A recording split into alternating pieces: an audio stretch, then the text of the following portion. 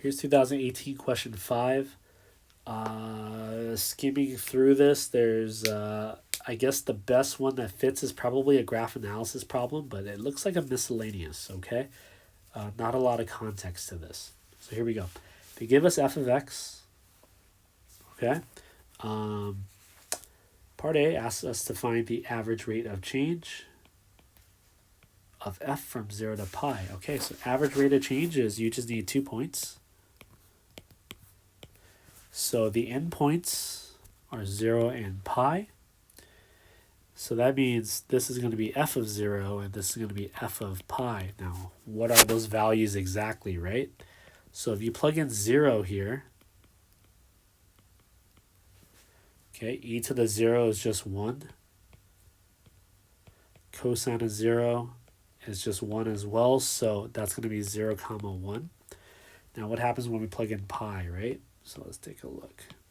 If we plug in pi, e to the pi is just e to the pi.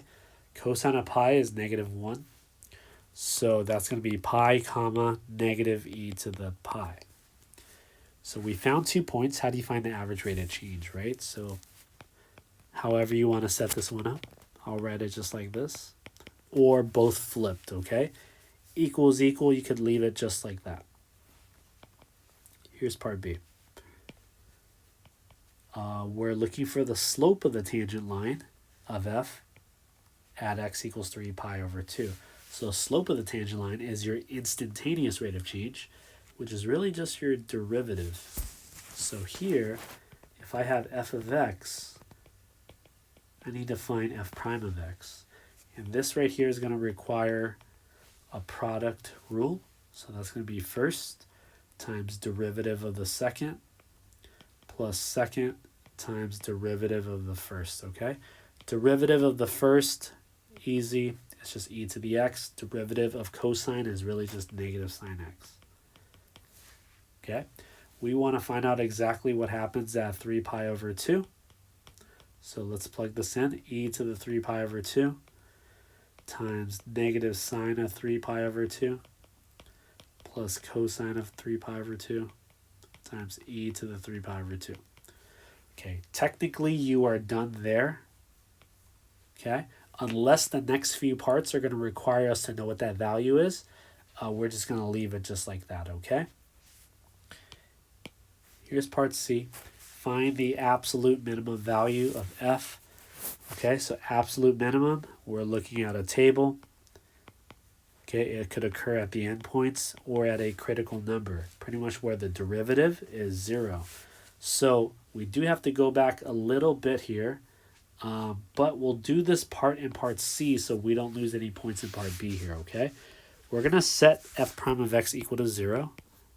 So that's e to the x times negative sine x plus cosine x times e to the x. I notice that they both have e to the x factors in common. So on the inside, it's going to be negative sine x plus cosine x, or I'm going to write it as cosine x minus sine x, just to make it look a little bit easier. Okay, so I have a product that's equal to 0. I'm going to use the 0 product property here.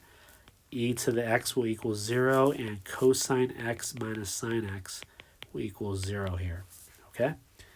E to the x, if you think about the graph, or if you do it analytically, I'll show you in a second, this is e to the x. E to the x will never reach 0, so here it's no solution, okay? Now analytically, what you're going to do is you're going to try to get x by itself so you natural log both sides. Okay, but the thing is you can't natural log 0. All right, so either way, it's still no solution, okay? So over here, it's one of those weird ones where you have to solve it analytically.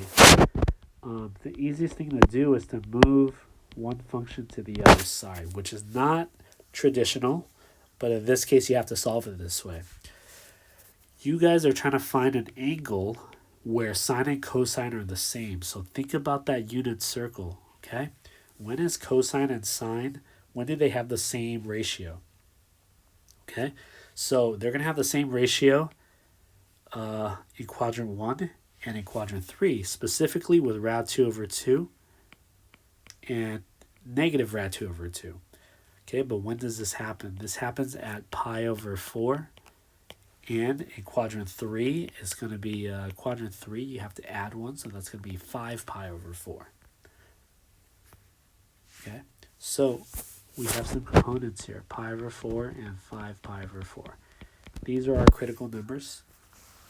And we're just going to plug this back into f of x, which is e to the x cosine x. So a little bit of work to be done, but I'm sure they'll give you a lot of points for this. So here we go. This is going to be e to the 0 cosine of 0. This is going to be e to the pi over 4 cosine of pi over 4. E to the 5 pi over 4 cosine of 5 pi over 4. And e to the 2 pi cosine of 2 pi. So let's take care of the easier ones first. Cosine of 0 is just 1 times e to the 0, which is 1. That'll give me 1. Okay? Cosine of 2 pi is 1 as well, but I'm left with e to the 2 pi here.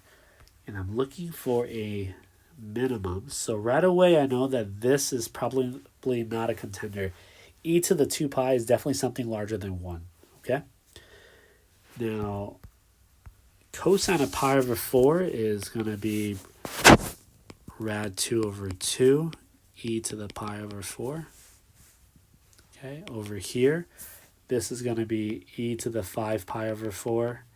Cosine of 5 pi over 4 is going to be a version of radical 2 over 2, but this is going to be negative rad 2 over 2.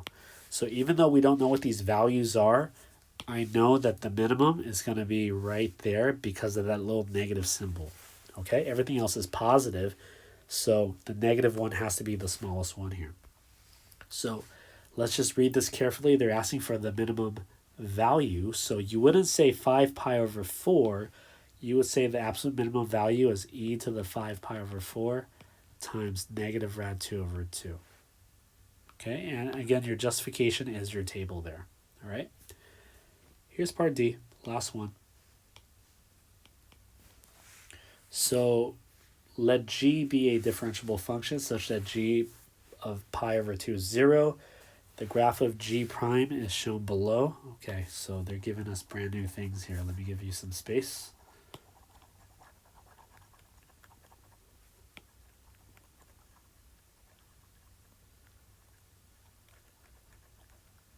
Okay, so it says find the value of the limit of f of x over g of x as x approaches pi over 2. So find that value or state that it doesn't exist. Okay, so here we go. First thing you want to do with the limit, you want to plug it in. You want to see what happens if you try to plug it in. So that's going to be f of pi over 2 all over g of pi over 2. I'm given that g of pi over 2 is 0 right here.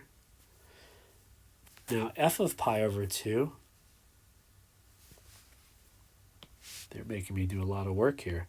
F of pi over 2 is going to be cosine of pi over 2 with e to the pi over 2. Cosine of pi over 2 is 0, so the whole thing is going to go out to 0. What do you guys remember about 0 over 0, right? So we have to state which is indeterminate. Okay, so we're allowed to use L'Hopital's rule. So the limit as x approaches pi over 2 of f of x over g of x is the same thing as the limit as x approaches pi over 2 of the derivatives separately. Okay, that's L'Hopital's rule right there. So let's try to plug it in now. This is going to be f prime of pi over 2 over g prime of pi over 2. Well, what's f prime of pi over 2, okay? So earlier, you guys found f prime of x. I'm going to cheat a little bit.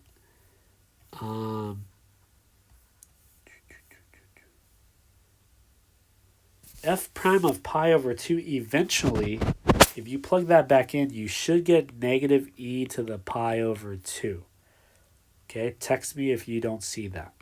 G prime of pi over 2 is given in the picture. Pi over 2 is right here. this is the graph of g prime. So at pi over 2, g prime is 2. Okay, and that's it.